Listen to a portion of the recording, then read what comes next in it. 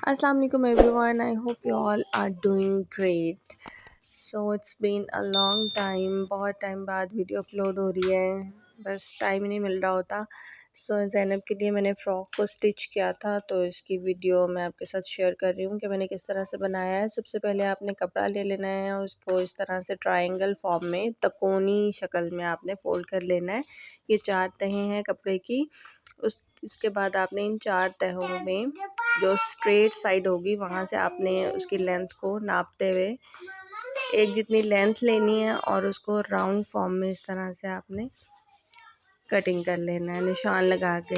यानी अगर ये 20 सेंटीमीटर होगा तो आपने पूरा 20 सेंटीमीटर सब तरफ निशान लगाना है बराबर, और फिर ये इस तरह से एक सर्कल कट जाएगा आपके पास। तो ये इस तरह से हमने 2 सर्कल इसके काट लेने हैं, क्योंकि एक लेयर मैं इसकी लॉन्ग बनाऊंगी और एक लेयर इसकी शॉर्ट बनाऊंगी, ठीक है। और इसके बाद इसकी लाइनिंग भी लगेगी, तो ये 3 लेयर्स हो जाएंगी बॉटम की, एक लाइनिंग और एक नेट की छोटी लेयर और एक नेट की बड़ी लेयर, ठीक है। इस तरह से फिर हमने इसकी पेटी का नाप करके पेटी को इस तरह से कट कर लेना है, और इस तरह से इसकी फॉल्स आएंगी। देखें कितनी खूबसूरत फॉल्स लगती हैं, स्कर्ट टाइप लगता है बिल्कुल, ये बहुत प्यारा लगता है।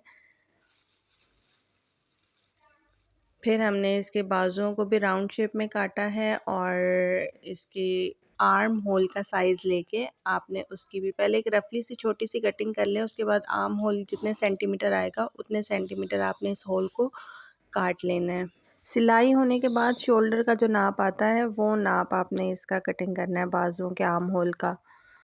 उसके बाद पेटी काट लें नाप करके जितनी आपकी पेटी है, और उसके हिसाब से लाइनिंग काट लें। फिर सबसे पहले आपने एक पेटी के यानी जो पिछले साइड वाली पेटी है ना वो आपने पूरी सी लेनी है, और जो फ्रंट साइड वाली पेटी होगी ना उसके सिर्फ आपने शोल्डर अटैच करने हैं।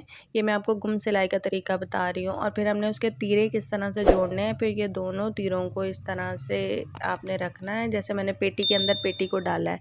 नेट वाली साइड नेट वाली कपड़े की तरफ आए, और जो लाइनिंग वाली साइड है वो लाइनिंग वाली साइड की तरफ आए। तो इस तरह से दोनों तीरे आपने जोड़ के गले को सिलाई लगा लेना है फ्रंट से, और फिर इसको इस तरह से आपने खींच के और इसको खोलना है, और ये आपकी गुम सिलाई लग जाएगी तीरे पे भी।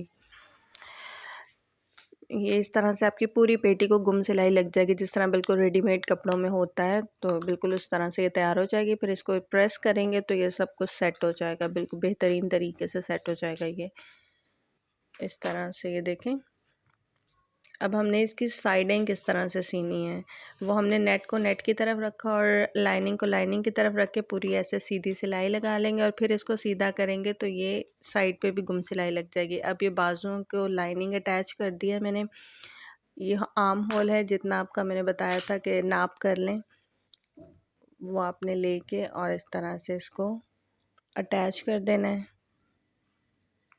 फिर ये हमने बैंड बनाया है, ये इस तरह से मैंने इसको प्लेटें डालनी है सबसे पहले। प्लेटें डालने के बाद इसको हमने जो नीचे चुनट आती है बैंड पे, वो सादा कपड़ा लेके उसके साथ इलास्टिक अटैच कर देना है नाप के।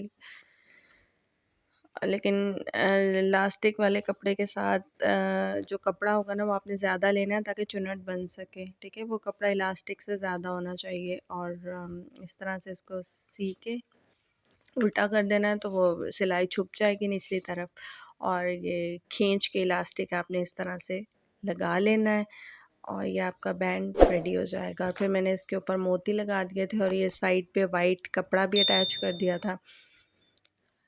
तो ये फ्रॉक, ये लाइनिंग है, और ये फर्स्ट लेयर, और ये सेकंड लेयर नेट की, और ये बैंड इस तरह से रेडी हो गया। पीछे से आपने बटन और हुक भी लगा देनी है।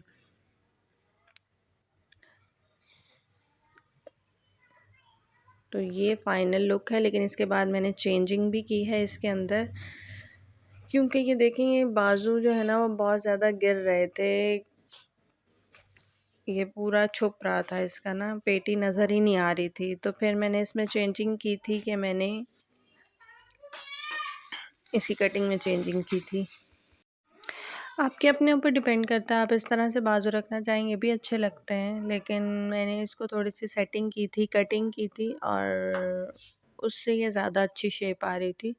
सो मैंने बाजुओं को अंदर वाली साइड से, यानी जो बगल वाली साइड होती है वहाँ से मैंने इसको शॉर्ट कर दिया था।